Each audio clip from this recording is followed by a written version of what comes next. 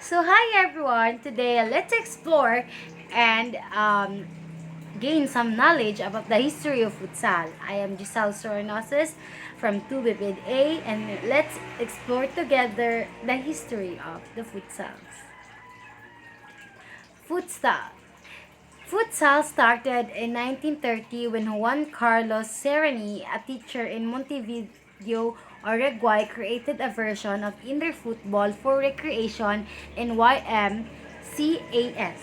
September 1932, a rule book was published and sport was originally developed for playing on basketball courts. Football was already highly popular in the country, and after Uruguay won the World Cup 1930 and of course the gold medals in 1924, and let's not forget the Summer Olympics in 1928. It attracted even more practitioners.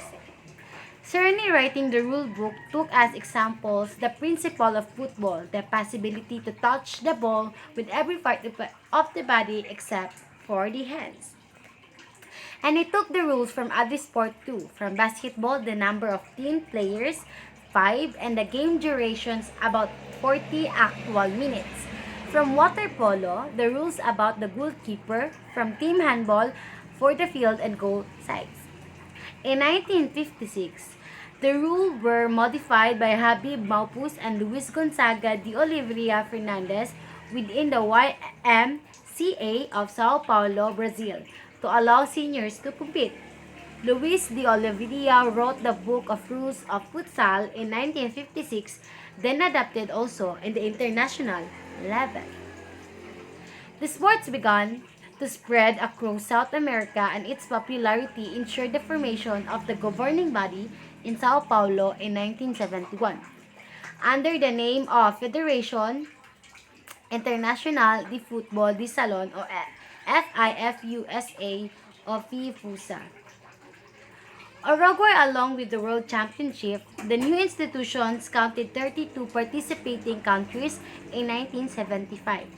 The federation chief passed to FIFA, and in 1980, Juanario de Alisonito was elected to work to make the sport recognized worldwide by supranational bodies. The first FIFUSA World Championship were held in Sao Paulo, Brazil in 1982.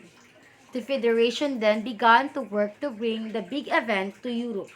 In 1985, the second Futsal World Cup was organized in Madrid, Spanish, where the Brazilian team won.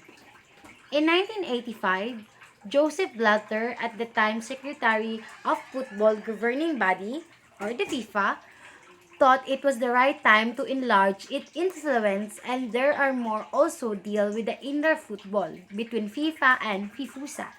Over the name of football, FIFUSA has registered the World Futsal in 1985, Madrid, Spain. On May 2, 1990, the Brazilian Federation finally broke away from FIFUSA, and on 25 September, an event in Bogota, Colombia. In Guatemala in 2000, the conference happened between members of PANA Futsal and FIFA focused on the resolution of the dispute between the two institutions and on the achievement of futsal in pure version that excited many South Americans. In December 2002, the Association Mundial de Futsal or AMF was founded. It is currently composed of 40 national federations and 3 continental bodies, one of which was FIFS or FIFC. I mean. Total futsal appeal holds no boundaries, and it has become a truly global sport embraced by an increasing number of football associations and federations. The 2020 FIFA Futsal World Cup will be at 9th editions of the FIFA Futsal World Cup, the quadrennial international futsal championship contested by the men's national teams of the member associations of FIFA. It is due to be held from 12 September to October 4, 2020 in Lithuania. So, this one is the history of where the futsals begin, and where the who does discover the futsal.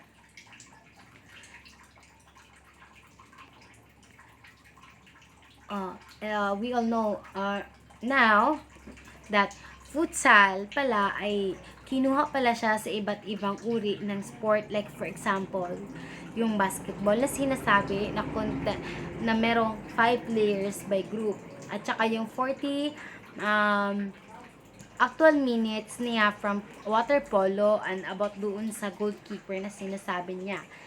Tapos in many years goes by, nagiging modified yung nagagawang rules, at nagiging mas maganda at mas naiintindihan ng karamihan.